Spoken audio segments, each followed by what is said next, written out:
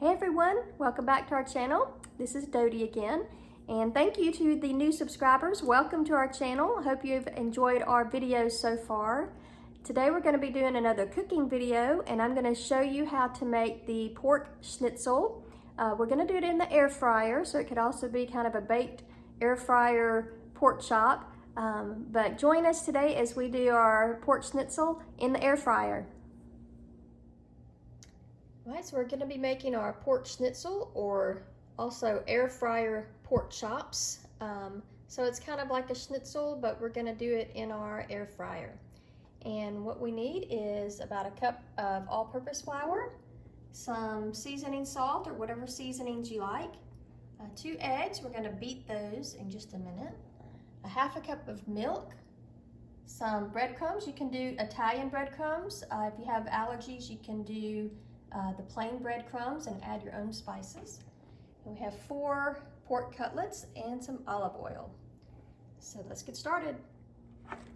All right, so the first thing I've done is I've put a few of the pork chops. These are boneless pork chops, so they should smash up pretty well.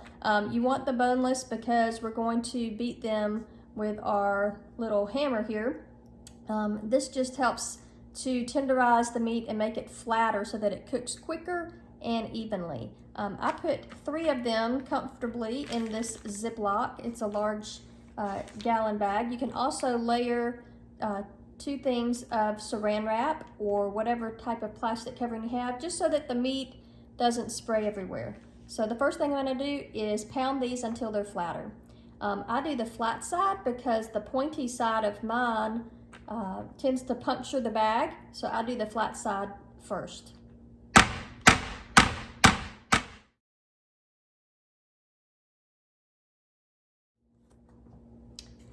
Okay, so I have flattened these 3.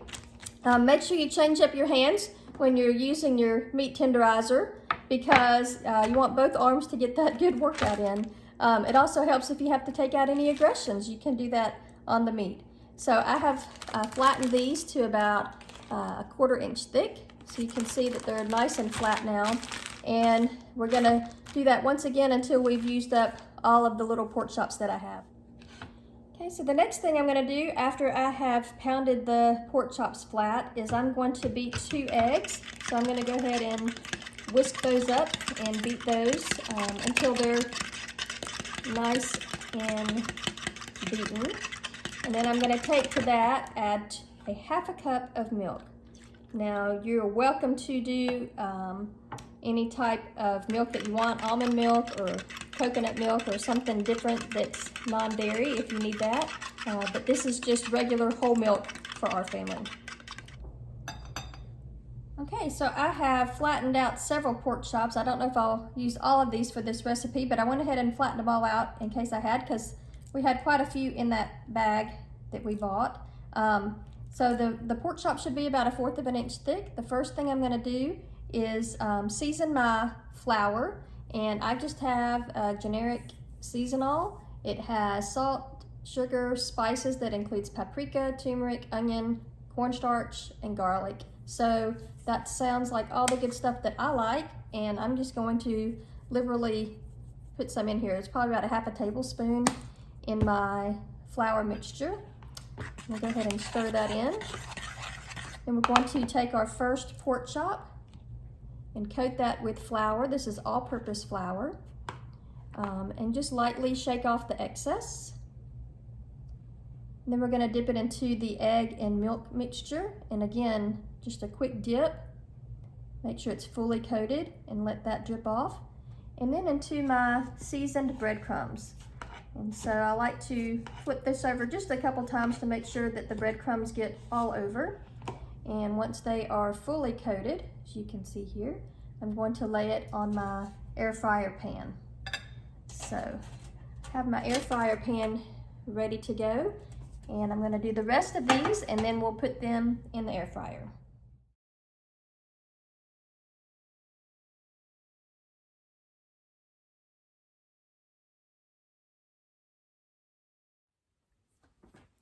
Okay, so I was able to get 10, which was the number of pork chops in my small package. 10 small pork chops coated with the mixture. that I had. It was about a half a cup of breadcrumbs and a half a cup of all-purpose flour, 2 eggs, and a half cup of milk. So by the time we dredged all that, I had 10 that I was able to get, but only 6 really fit comfortably in my air fryer. And I'm going to spray them with some olive oil, or you can use just drizzle olive oil if you want to. If you're pan frying these, I recommend that you use part olive oil and part butter. I like to use butter and olive oil if I'm pan frying these, but in the air fryer, I like to do just olive oil. So we're going to turn these over and spray them on the other side as well with the olive oil. I really don't like to have dry flour or breadcrumbs in my mouth. I like them all to be coated.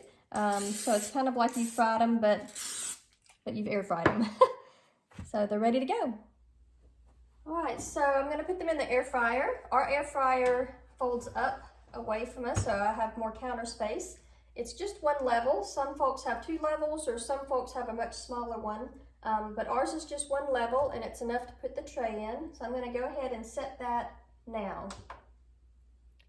All right, my air fryer heats up very quickly, so I'm going to do it just right before I'm ready to use it. I'm going to increase the temperature to 400. And we'll start with 20 minutes, and then we'll check the pork chops after 20 minutes.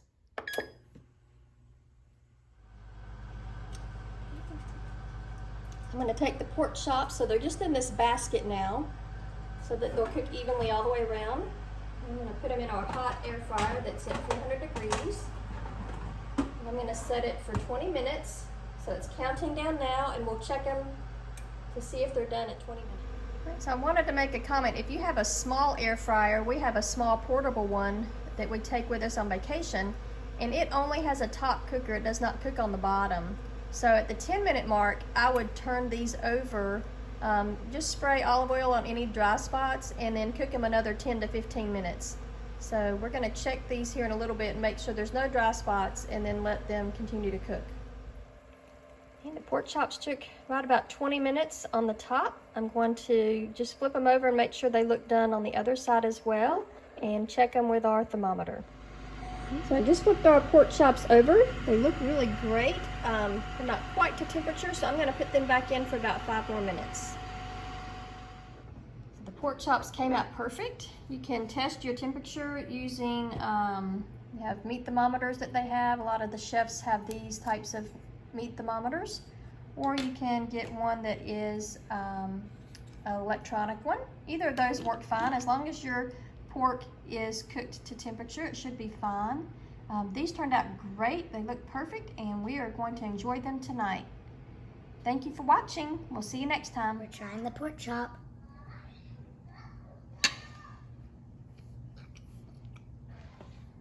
So good. Is it good? Yes. What are you eating it with? Peas and carrots. Good choice. This is the inside of the pork chop once it's cooked, and we served it with some butter noodles and peas and carrots.